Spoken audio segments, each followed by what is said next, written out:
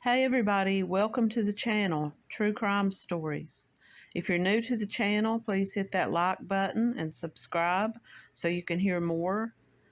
Thanks for stopping by.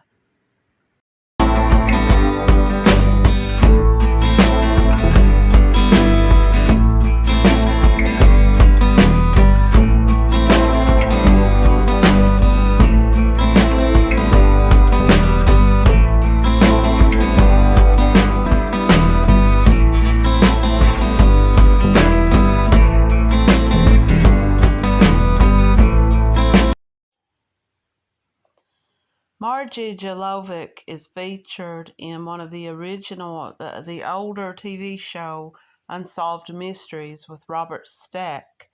And I watched a portion of that about her, and I will share the link to that video at the end of this in the comment section.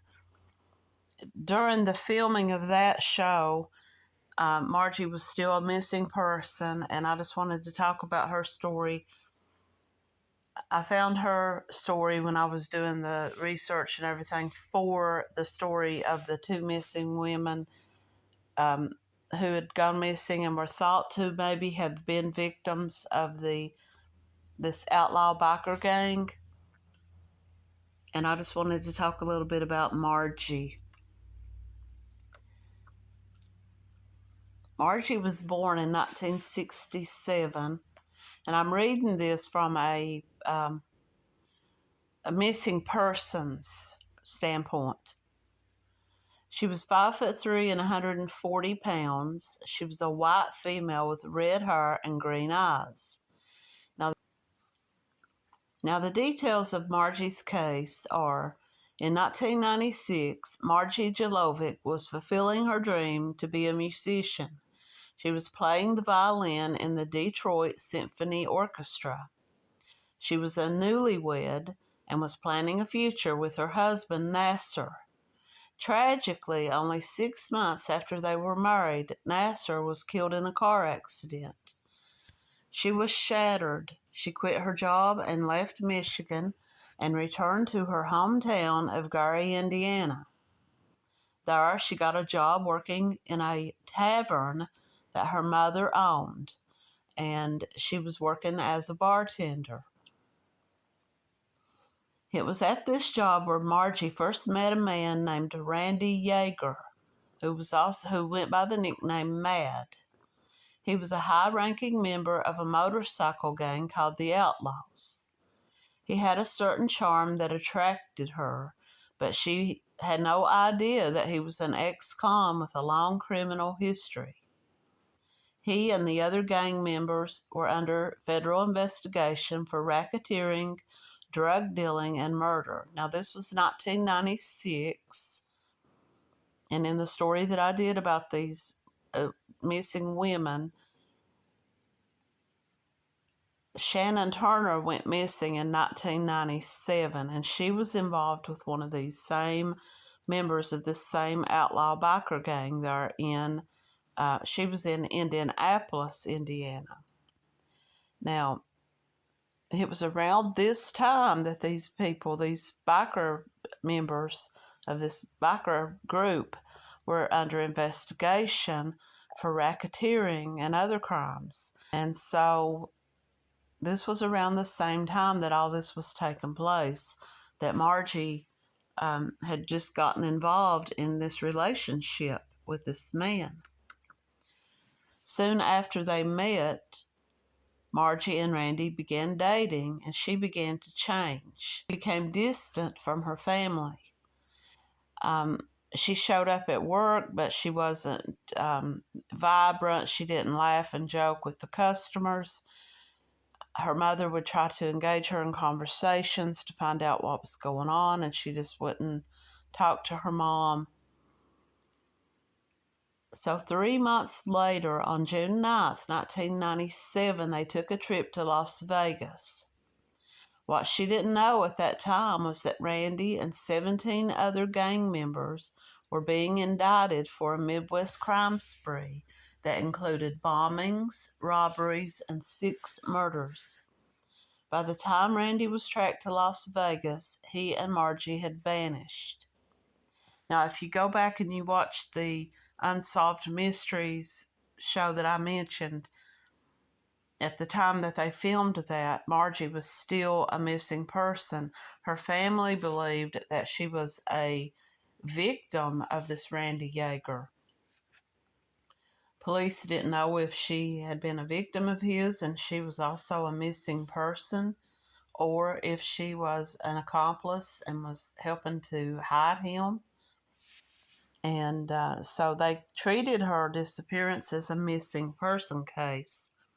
Her family searched for answers. They in the video that I watched, it shows a reenactment of her mother coming home. Her keys were there, her purse was there. It was as though she had just walked out the door and vanished.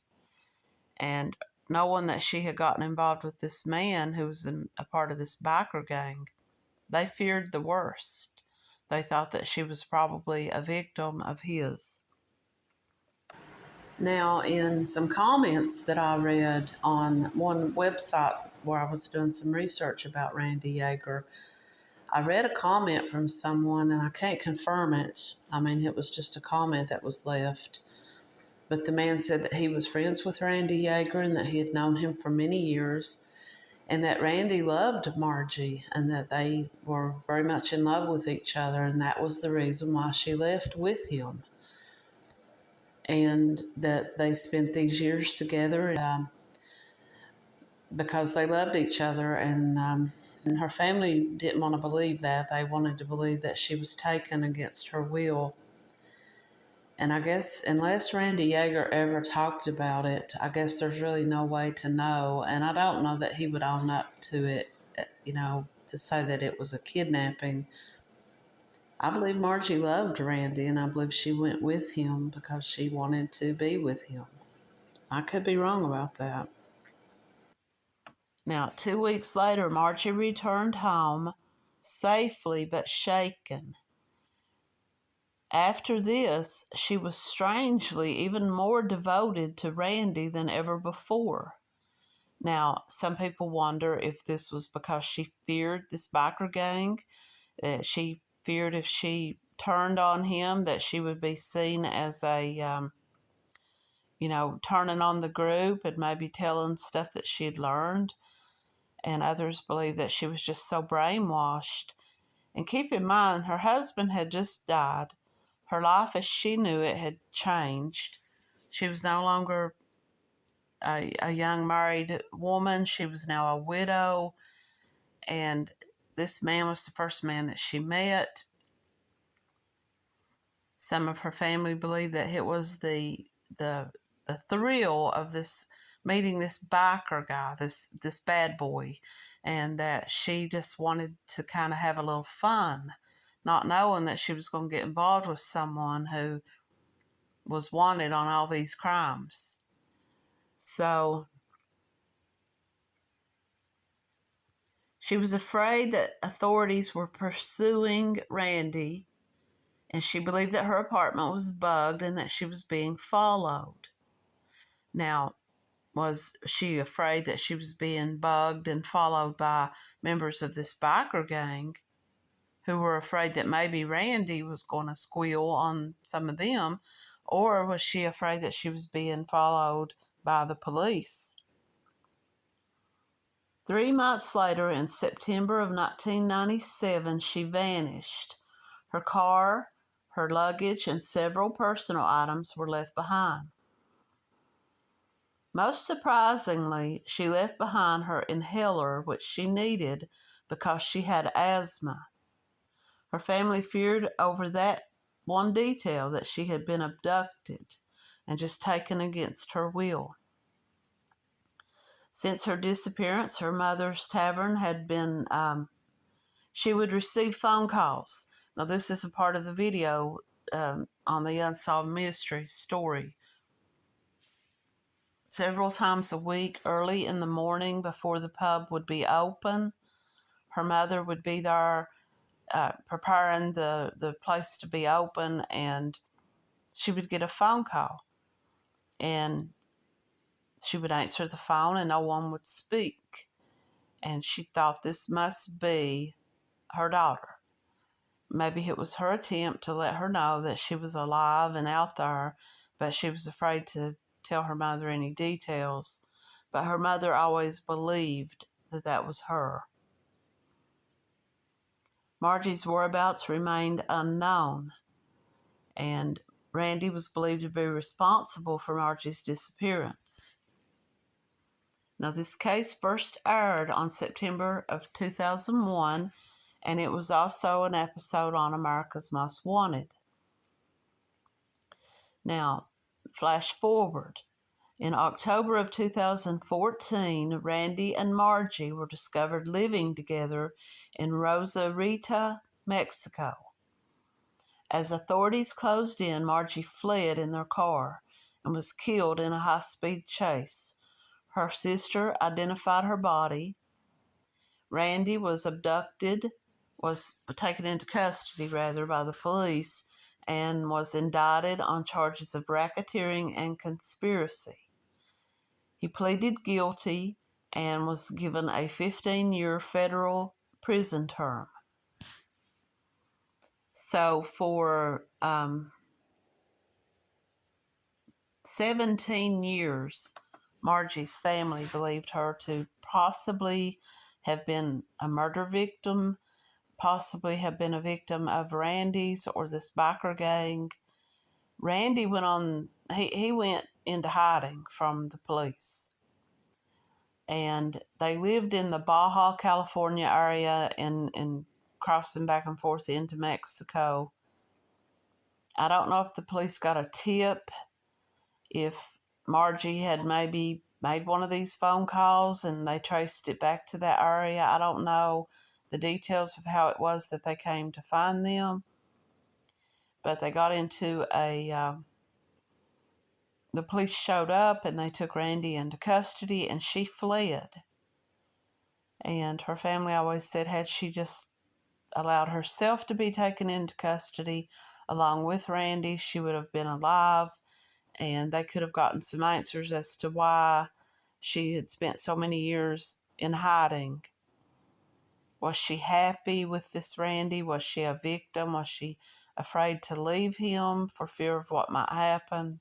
Or did she really just, want to be a part of his life?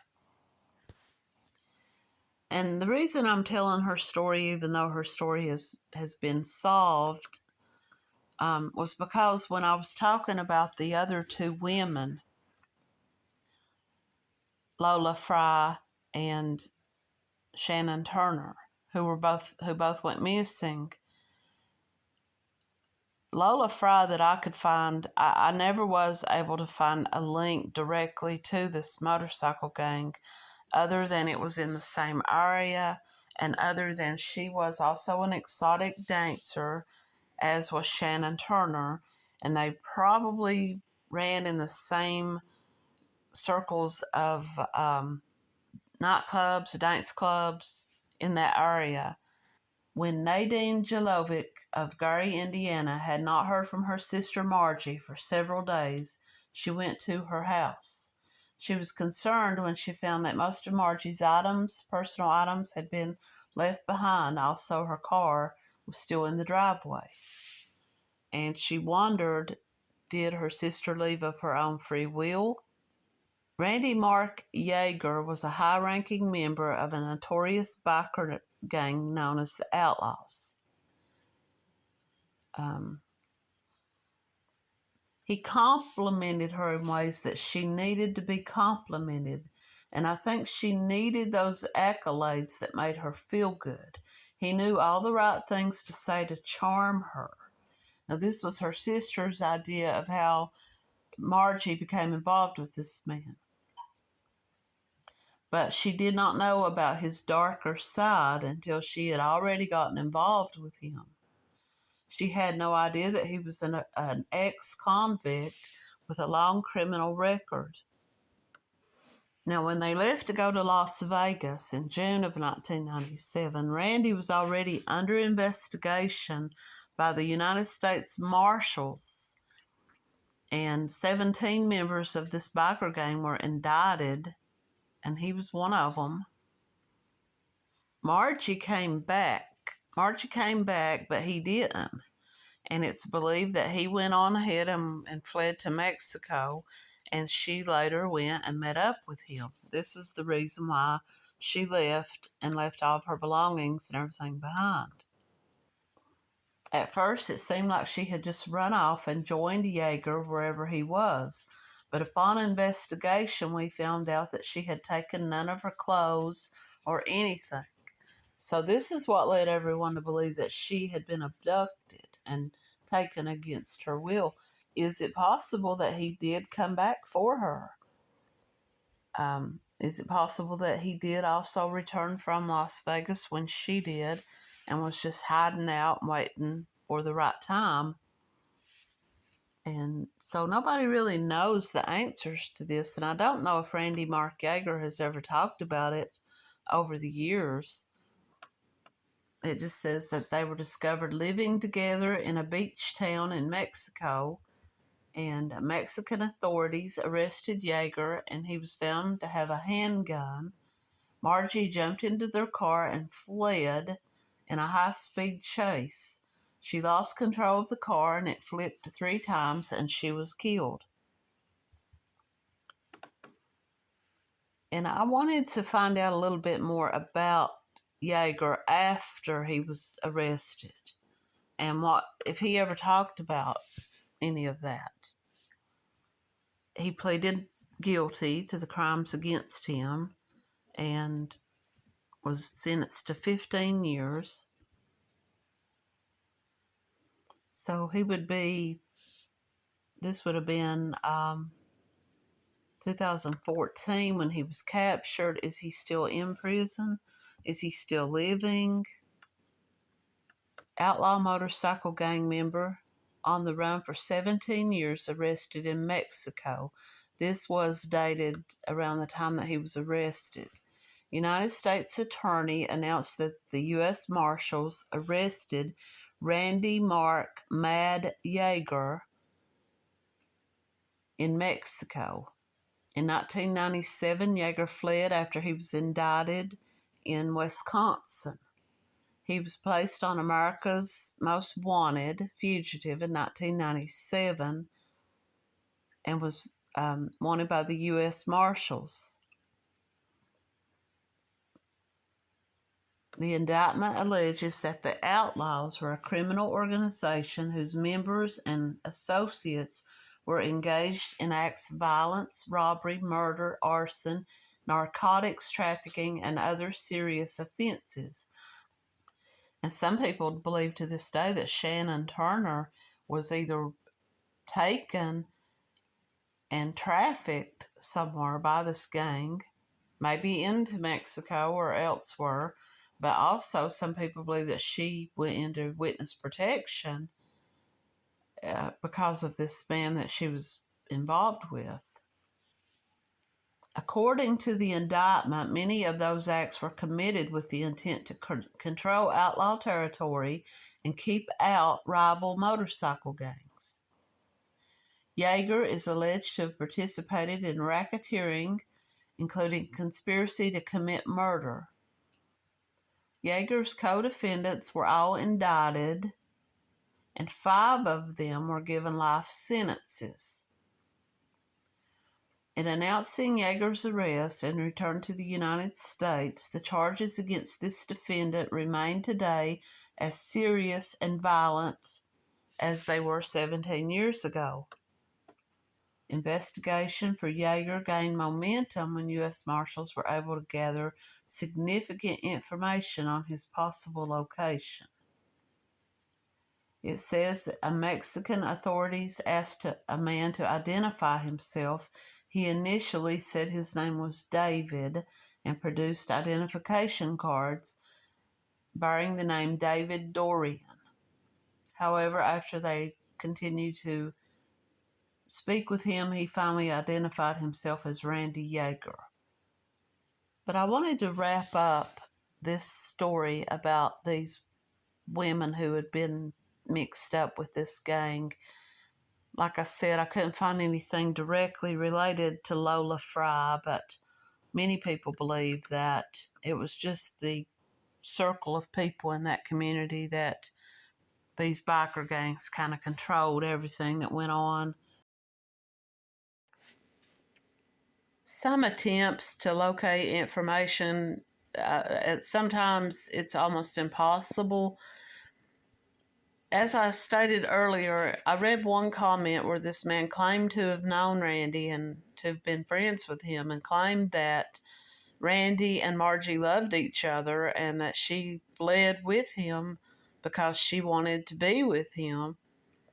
And other people suggest that, as it was rumored, Shannon Turner went into witness protection and testified against David Mays, who was a member of this Outlaw Motorcycle Club.